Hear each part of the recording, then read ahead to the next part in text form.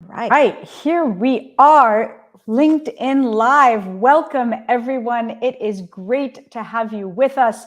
In this series, we ask and answer the most frequently asked questions we receive in our keynotes, in our workshops, and in our coaching sessions so that you can build your skills and your confidence in public speaking and presentation skills.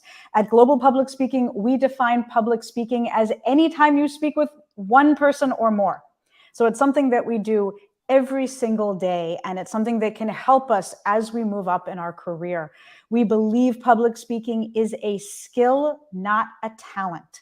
It's not something any of us are born with. It's something every single one of us improves with practice and feedback. And that's what we like to focus on, the learning, the practice, and the feedback. In the chat, whether you're joining us on LinkedIn or on YouTube, go ahead and say hello, post a comment, let us know where you're calling in from. I know a number of people RSVP'd for this session. We recognized a lot of names, which is very exciting. And go ahead and say hello in the chat, and then I will introduce myself in the meantime, and most importantly, introduce our guest speaker today. So first and foremost, my name is Allison Shapira. I'm a former opera singer turned keynote speaker. I teach the arts of communication at the Harvard Kennedy School, and I'm the founder and CEO of Global Public Speaking. We are a training firm focused on leadership communication. How do you speak with confidence and authenticity in your meetings, pitches, and presentations, especially as you move into more senior positions of leadership? So how do you go from being in the room to leading the meeting? And as many of you know, at GPS, we have a growing team of incredible coaches, each with their own unique background and experience, including the unparalleled John Watkis. Welcome, John. Glad to be here, Allison. Always a pleasure to spend time with you in conversation. Fantastic. And John, I know there are a lot of people watching who have worked with you personally, either as a coach, or they've attended one of your workshops or keynotes, or maybe they tuned in a couple months ago when we talked about how do you confidently handle hybrid presentations.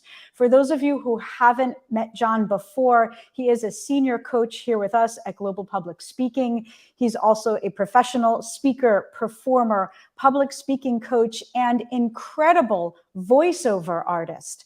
He was the first Canadian-born actor to play Mufasa in The Lion King, which makes the voiceover part a lot more logical as well. And the author of the book, Speaking Notes, the 8 Essential Elements to Make Your Speech Music to Their Ears. I see so many people joining from all over the world. Fantastic. My friend Simone from Switzerland. Whoa, great to hear from you. People joining from Bangkok, from Alexandria, Virginia, Naples, Florida. Fantastic. So first and foremost, we know it's working, and we see that people can comment. And someone asked if this will be recorded. Yes, it's recorded. It lives on LinkedIn, and you'll be able to watch it afterwards, Joe. Thank you for the question. Today's topic is how successful leaders manage difficult conversations. And we chose this topic partially because of the economic environment we're in right now with layoffs and budget cuts, but also because it's one of our most frequently requested topics. And we've addressed this topic for anywhere from new managers to senior executives around the world, government officials, audit directors, investment bankers, you name it. Regardless of your role or industry, difficult conversations are the kinds of topics that keep us up at night. And that's why it's so important for us to address them. That's why we're doing this session. So John, first question that I have for you and for everyone else, go ahead and put your questions for John in the comment section and I'll answer them as we go. John, what makes difficult conversations difficult? When it comes down to it, what makes difficult conversations as difficult as they are is two different people with two different objectives, and each one wants to make sure their objective is the one that wins. They don't recognize a lot of the times that their objectives are harmonious or will actually work together, and therefore they end up being more in conflict than in cooperation.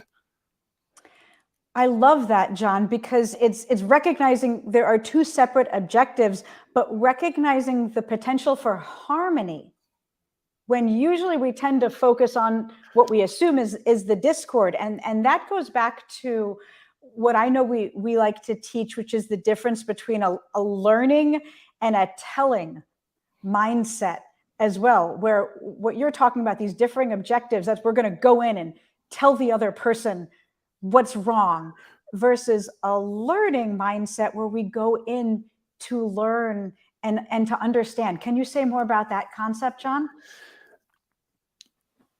No matter where I have gone, and it's been Australia, Saudi Arabia, of course, I'm born in Canada, wherever I have gone, it remains the same that when two people enter into what they consider a conflict, they go in to tell the other person how it is. Whereas if they had walked in saying, let me find out why it is the way it is, and if I'm seeing this from the right perspective, it would make such a difference in the conversation. I remember the first time I went to Australia back in 1996, and I saw birds and heard birds that were different than I had ever heard before. And it was the first time the light went on for me that there's so much I don't know. And as a result, wherever I go, whenever I'm in a conversation, I'm always asking the question, what am I missing? What part of the puzzle don't I have? And in most difficult conversations, when we walk in with the telling mindset, in other words, I'm going to tell you how it is versus here's how I'm seeing the situation. Here's what is coming to my mind. Here's how I think things are going. And here's what I think the problem is. How do you see the problem? And what do you think is causing the problem? Do you even think this is a problem? Right. Right. Those are the differences between going in the telling mindset and the learning mindset. The learning mindset says, let me figure out what I don't know and what could be causing the situation that now seems to be a conflict. John, I wish more people went into every conversation with a learning versus a telling mindset, regardless of whether it's a difficult conversation or not. I think our world would be better off if we all went into every situation with a learning mindset. Let me ask you, and the funny thing here, John, is that when we look at this topic today and people joining via YouTube or LinkedIn Live or LinkedIn, where their name is associated with their comment, people may not want to share their difficult conversations or their questions about it, because if you publicly say, here, how do you give negative feedback to your colleague who sits down the hall from you? Or how do I ask for a raise? Your boss could be on this LinkedIn Live session as well. So I'm going to help people on this session by saying, John, what are some of the questions that people tend to ask you when they need help with their difficult conversations? The most common question that I get is in terms of what if they get upset? What if they won't listen to what I have to say? And this goes back to the telling mindset, which is when we go in and we want to tell them how it is, they feel that. They feel that they're either there for a lecture or you're there to tell them your point of view, and that often causes resistance. That is the first big question that I get. And this is where I recommend that they go in and rather than telling, they ask, or at least they tell them what they think the problem is, and then ask for understanding. Help me out. Because what I have learned in my communication, both professionally and personally, is people will not listen to you until they feel understood. So important. And how, John, how do you help them feel understood? You used a phrase such as help me understand. And I know in these situations, words really matter here. So how do you help people make their counterpart feel heard? And you hit the nail on the head with the words matter, because one word, just one, can set the entire conversation off in the wrong place. But how do you make them heard? Number one is you pay attention to them without interrupting. And I know that's challenging for so many people. I'm gonna interrupt you here, John. I'm just kidding. That was too easy. Please keep going. And how many times does that happen? You're trying to get it out. In fact, some people ask a question and then don't let you finish, and you wonder why they get frustrated. But it doesn't just happen verbally. Stephen Covey said this: most people listen in order to respond when they should be listening to understand. They are listening to answer the question before even knowing what the question really is. I'm hearing impaired. I live with a hearing impairment. If I don't completely look at a person and read their lips, I have hearing aids now, I know that I will miss part of what they say. And it's happened to me that I have not been paying attention and I've missed what they said, and I've answered a question they didn't ask, and they looked at me like, where were you? Now, that's just in general conversation.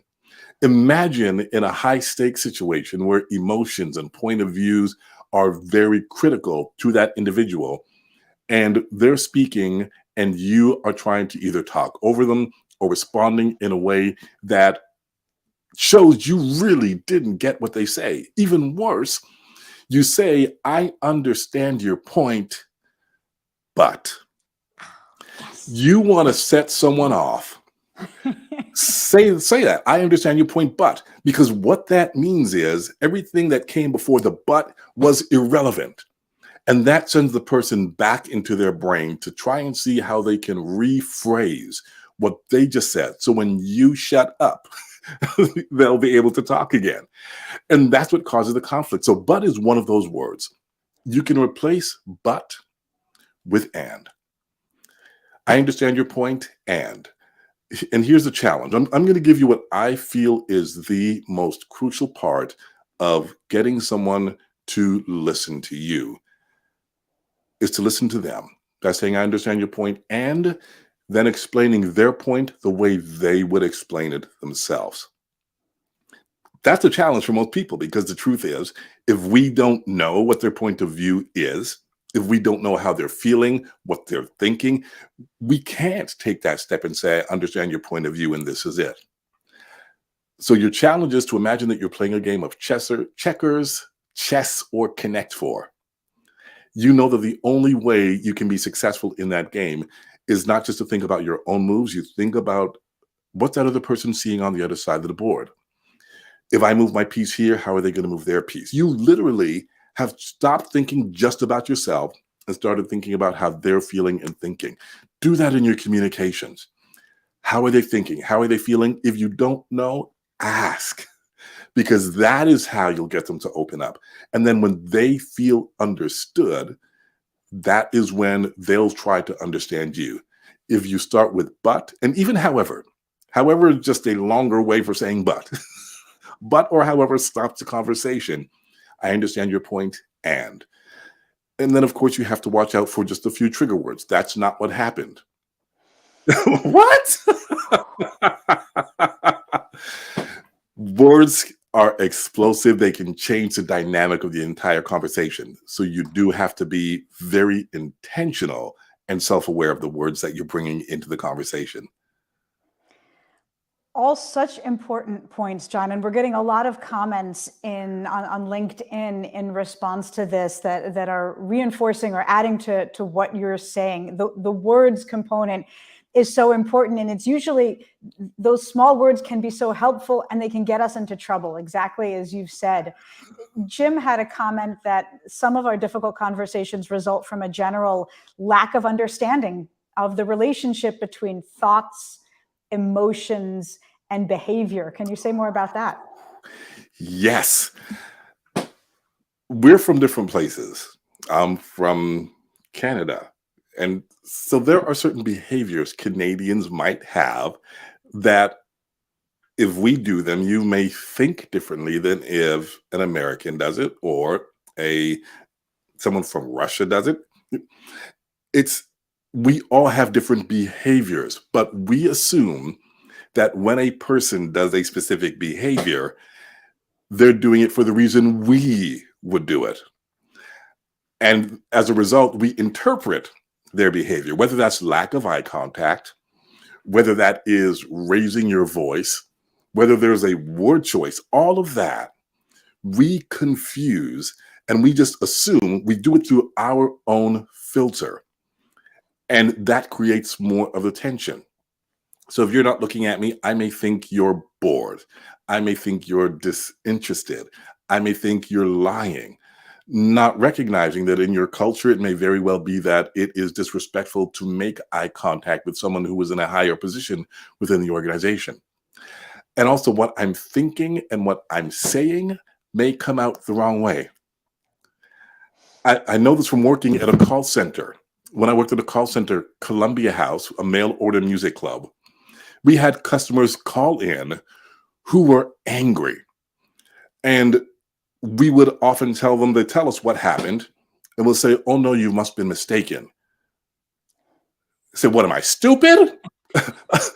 See, what we said was different than what they heard. And this is where you may not intend to offend with your words. You may be even trying to bring them down emotionally, and the wrong word, which you intended differently, is interpreted by that person, and it causes a storm. Right. So important. And it also addresses a question that our mutual colleague, Dr. Pat Baxter, asked about, which is how one's culture factors into conflict. And you touched on that. Can you say a little bit more? I can say a whole lot more. But not too much more, because we have a time limit. Yeah. I told you that I'm Canadian, but my background is Jamaican. And my parents are from Jamaica. If you've ever been to a Jamaican barbershop, you will hear what sounds like the angriest conversation. And you might think it's conflict. And they will tell you, no, no, no, we're just reasoning. They're passionate about the conversation. And it's sports. It's about which athlete is better. But if you heard it from the outside, you would think that it is high conflict. You take that in contrast to another culture that might be more conservative. And while you think the person is being aggressive, this is just how it's done in their family. There are some families where you have to speak up in order to be heard. And there are other families where you wait your turn. So when those two cultures get together and have a conversation, one might think that you are aloof.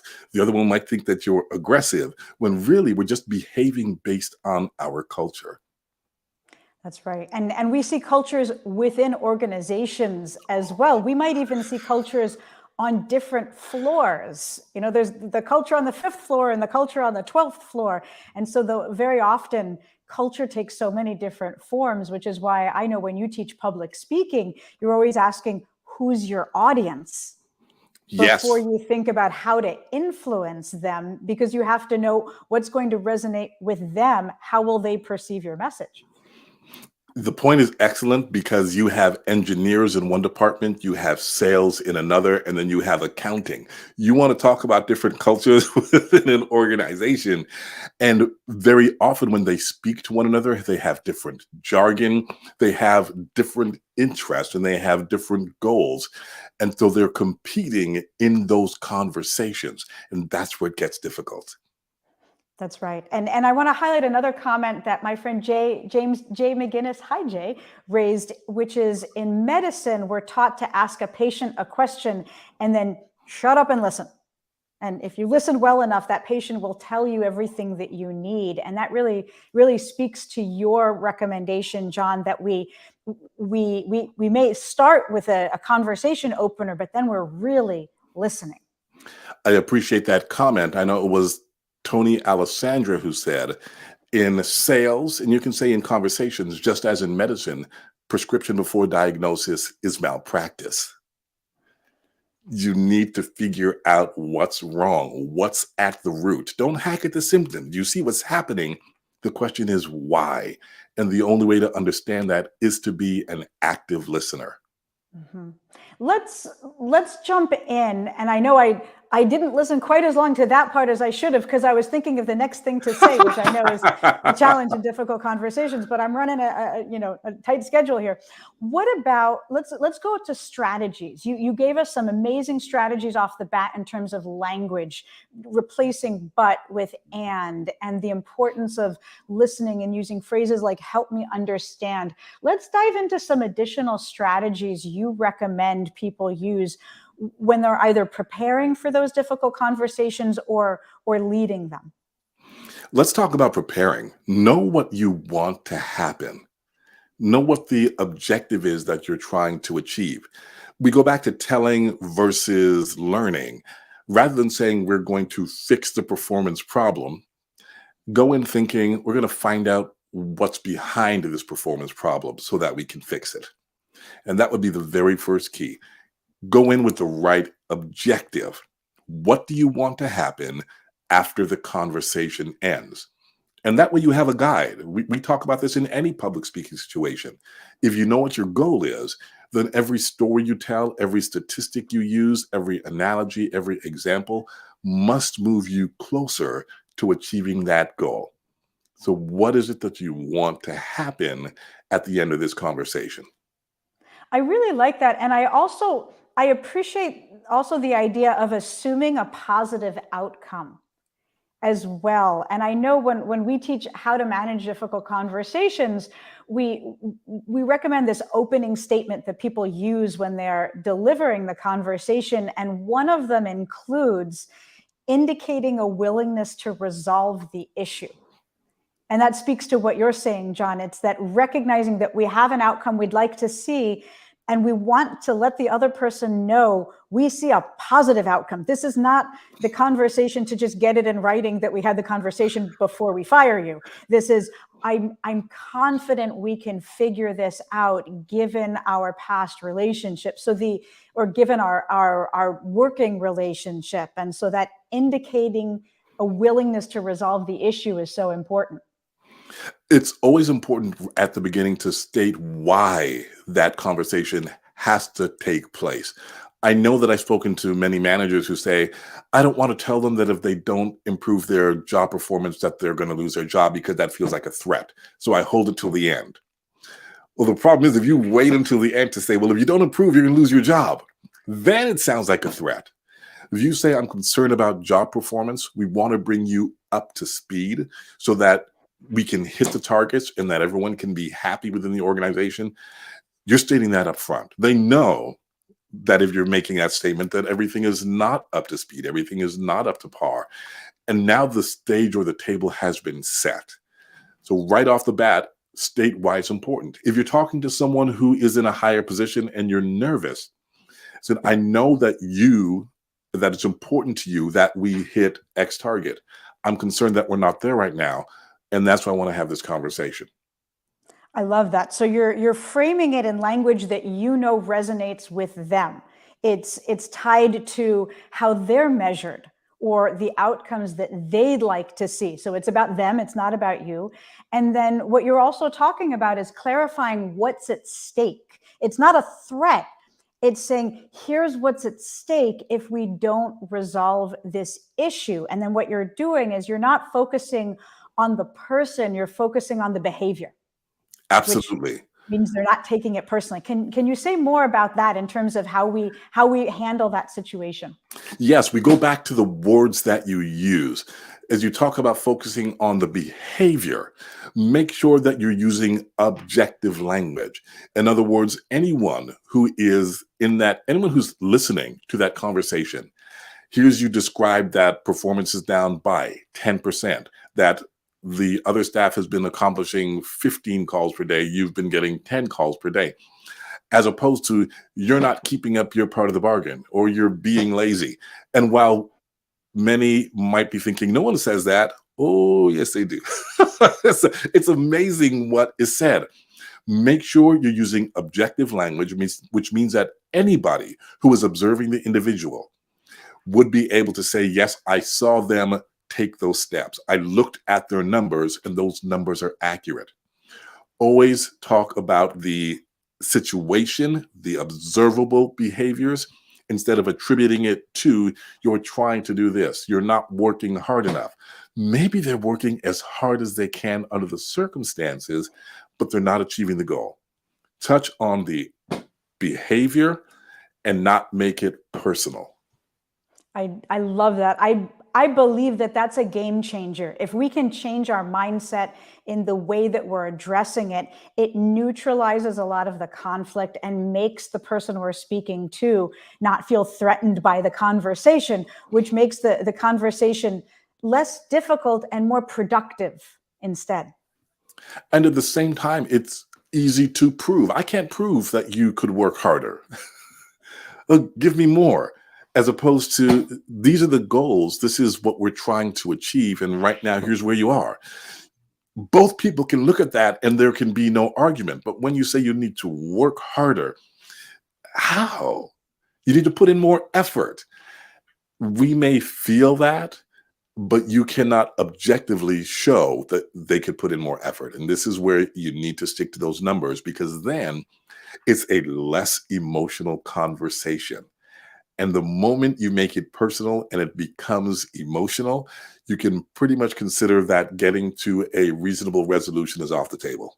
Mhm. It reminds me of something that I learned when I studied negotiation theory and strategy, which is it's not me versus you, it's the two of us together versus the problem. We're Yes. sitting on the same side, addressing the same issue, as opposed to me versus you. And that inspires me in how we approach difficult conversations. Yes, that makes it collaborative. So Right. that now we're saying, how can we tackle it? How can we solve it? As opposed to, here's what you have to do. We again get into that language. If Right. if I say you have to, they're thinking in their brain, even if they nod, they're thinking, no, I don't. I don't have to do anything. They can be resistant on the inside. And this is where you have to look past your authority, if you have it in the conversation, and try to be more influential. What we Ooh. need versus what you have to do. Oh, could you say more about that? But move away from our authority and move towards being influential, because it reminds me of this new workshop that we've launched called "How to Influence Without Authority," and I think you've just teed that up. Tell me more. Think about when you don't want to do something or you've been forced to do something and you absolutely had no choice. How much effort did you give it? We tend to give it some effort, enough to get it done so that we can't be told we didn't do it. But do we do it at our best? That is what happens when you simply use authority. Influence. When someone influences you, you will do something because of your relationship with that individual. You may not want to disappoint them. In fact, they're so important to you that you want to do your best job to help them, to help your team. That influence, we don't have to have a position, we don't have to have a title, we don't have to be high up within an organization in order to be influential. What we need to be influential is that people appreciate and respect the work we do and the way we interact with people. And more often than not, we will go out of our way to do something for someone who we find is influential than for someone who's in authority. I love that. I'm gonna move back to the concept of difficult conversations, because we could talk about this for a whole other hour, and I think we need to start moving towards the close of the session. But we do have a question, and we are going to address this topic of influencing without authority in a future LinkedIn Live.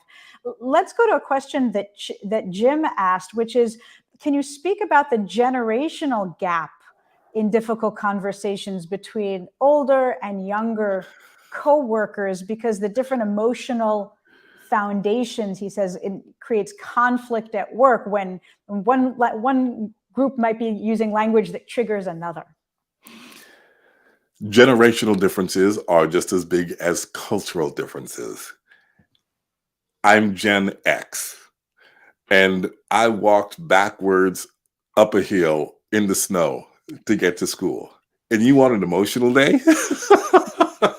We have such different perspectives on the way we should work. Gen X, boomers, we thought that you needed to be loyal to an organization. Gen Z, millennials. It's about being loyal to yourself. And maybe you'll stay with the company for 3 years. They don't want the pin. So when you think about those different thought processes, one person is not as interested in giving up their extra time, whereas another person thinks you absolutely should. This is where you have to get into that. I understand why you feel that way. Probably because this is the case. Here's what's at stake. Can we come to some form of agreement so that we can move forward with this and make sure that we're both happy? It still comes down to the exact same first principle, is going in and finding out, well, why is this an issue for you? Why is this important to you? And even if you don't agree, still affirm. Ooh, that's really important. Even if you don't agree, still affirm. How? You allow them to have their point of view. I can see it that way. I have a little bit different perspective on it. Here's my perspective. You still just don't use the word but. It makes sense. I can see how you would feel that way, because when you can explain it for them, that's when their resistance will go down. What can we do to make sure that we get this done at the time that it needs to be done? What can we do to bring this performance up? What can we do so that schedules are actually able to work the way they need to work? Notice in that case, I'm not telling you what we need to do. I'm asking you for a solution to the problem. So again, we're attacking the problem together. So many helpful strategies here, John. I have one final question to ask you before we bring this to a close. I also want to give people a chance to stay in touch with us if they would like to continue learning more. So I'm going to go ahead and put up a QR code here. If you'd like to learn more about this topic and other topics that we cover and receive our everyday public speaking workbook, go ahead and scan this QR code. And it's a workbook we created digitally that you can use to practice your speaking skills every single day. So go ahead and scan that if you'd like to stay in touch with us, continue learning from us, and get our workbook, Everyday Public Speaking.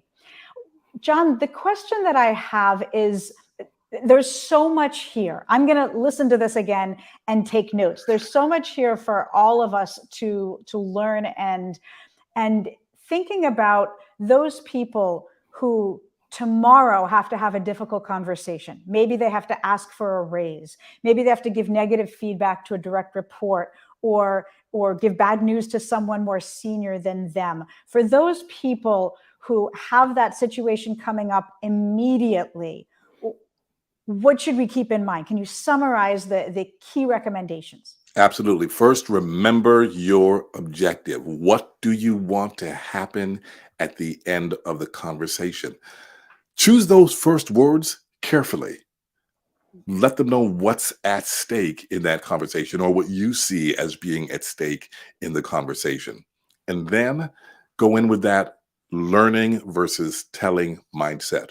Go in with the mindset that you are going to hear out their position, understand their point of view and their feelings. So now you can frame your conversation around what their feelings and especially what their needs are. Because the more you speak to their needs as it relates to the outcome you want, is the more likely you are to get the outcome that you're looking for. I love this. And I'm going to add one other recommendation on top of that, which is practice. Yes. Practice it with someone, even if you're simply reading it out loud by yourself, or you're able to practice with someone on your team. We simulate these practice situations in our workshops on leading difficult conversations. You come prepared with a difficult conversation, prepare that conversation starter, and then role play the conversation. And I have found that to be a hugely helpful tip for me with someone I trust, so I can practice saying things out loud, and then in the middle stop and say, I can't say that. And it's really helpful to practice it with someone else in a safe space than once the words come out of your mouth in a professional setting and you're responsible for them. So yes, and practice it, and it will make all the difference in the world. And those difficult situations that you successfully overcome will be how you're building your leadership brand within the organization. When people know you can effectively manage difficult conversations, then you're the person they look to for guidance and leadership. And I believe it will be one of the best ways in which we can move up in our career and teach others how to create the kind of safe space that we'd all like to work in. Absolutely. You know, when I coach and I've had people talk about a conversation they had, and then we get feedback, they go, "Oh, I wish I would have said that." That's right. I wish I would have learned this 20 years ago. That's one of the most common comments that we get. John, it was such a pleasure. I learned from you in every conversation. I will invite everyone to go ahead and follow John and myself on LinkedIn. I'll put that QR code up one more time if you'd like to stay in touch with us. We are both very active, and I know John is so generous in sharing his knowledge on LinkedIn, answering questions as well. John, it has been such a pleasure. I look forward to the next conversation, and I wish everyone the best of luck with your difficult conversations. They will be so much more effective now that we've just learned from John. Thanks, John. Thank you so much, Allison. Always a pleasure.